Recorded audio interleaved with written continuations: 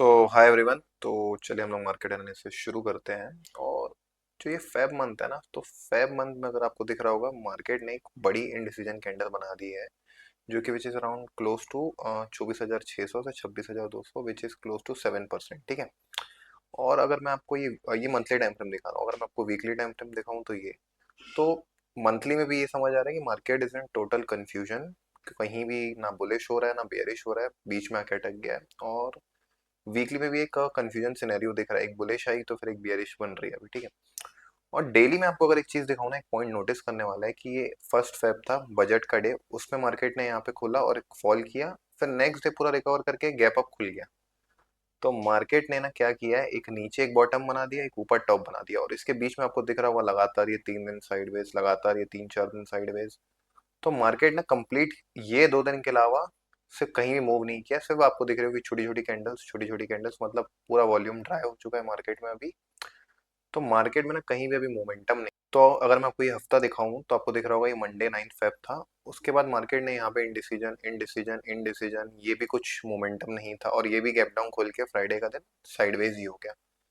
तो अगर मैं आपको दिखाऊं तो मैंने अपने ऑलरेडी टेलीग्राम चैनल में ये सब चीज़ें बता दी थी। मंडे से मैं अपडेट कर रहा हूँ कि मैं उतना एग्रेसिव ट्रेड नहीं कर रहा हूँ, और मैंने बिल्कुल भी, देखो जैसे मैंने देखा था, मोस्ट प्रोबेबली मार्केट आज भी रेंज में ही रहेगा, मैंने रीजंस लिखे। मैं मंडे से अपडेट कर रहा हूँ कि यहाँ पे मेरे को कुछ भी नहीं दिख रहा है साइन। और पूरा फेब मंथ का अगर मैं आपको एनालिसिस बताऊं कि मेरा क्या अप्रोच होने वाला है, मैं एग्रेसिव नहीं रहने वाला हूँ मार्केट में। हाँ, बट मैं इंट्राडे कुछ कुछ प्लान्स करूंगा। जैसे भी मार्केट का अगर उनको सिनेरियो आपको दिखाऊं तो क्या दिख रहा है, मार्केट यहाँ पे गया ऊपर, एक स्विंग बनाया, उसके 50% में भी ट्रेड कर रहा है। ठीक है। तो मोस्ट प्रोबेबली क्या हो सकता है, यहाँ से बायर्स एक्टिव हो, फिर यहाँ से सेलर्स एक्टिव हो, तो ये यहीं इसी रेंज में ऊपर नीचे होगा। पूरे ये 2 हफ्ते बचे हैं, 2 हफ्ते बचे हैं अभी फेब मंथ में। तो यहीं ऊपर नीचे होगा मार्केट। तो मैं इंट्राडे में ही कुछ प्लान्स करूंगा, मतलब मेरे ऐसे कोई डायरेक्शनल और पोजिशनल कुछ अभी प्लान बन नहीं रहा है मार्केट में, क्योंकि मार्केट बहुत ज्यादा इंडिसीजन है। तो ये चीज आपको पता रहनी चाहिए कि आपको अपने आपको कब एग्रेसिव होना है, कब डिफेंसिव होना है। तो this month is not good for aggressive traders. तो मैं भी यहाँ पर बहुत अभी डिफेंसिव उसको मोड में चले गया हूँ। मैंने ये सब चीज़ ऑलरेडी मैंने अपने चैनल में बता दी है। अगर आपको ये चैनल ज्वाइन करना हो तो मैंने इसकी लिंक डिस्क्रिप्शन में डाली, आप चेकआउट कर सकते हो। और मेरे मेजरली प्लान्स जो रहेंगे ना, जैसे मैं आपको अभी कल का प्लान शेयर कर देता हूँ। जैसे अभी मार्केट 25,460 में बंद हुआ है। ठीक है। तो अगर जब तक मार्केट मेरे लिए ये 50-60% मैं बोल सकता हूँ, 350 से लेके 300 के एरिया नीचे नहीं आ जाता, तब तक मैं एकदम बेरिश एग्रेसिव प्लान नहीं करूंगा। मेरे को यहाँ से कुछ सेटअप मिलेगा तो मैं ऊपर का ट्रेड लूंगा। लेट्स सपोज मेरे को यहाँ से कहीं सेटअप मिलता है तो मैं यहाँ से ऊपर का लूंगा। फिर मेरे को अगर यहाँ से कहीं मिलेगा तो मैं नीचे का लूंगा। मतलब मैं एक बेसिकली ये 2 हफ्ते में ज्यादा कुछ एग्रेसिव प्लान नहीं कर रहा हूँ, मैं एक रेंज ही प्लान कर रहा हूँ।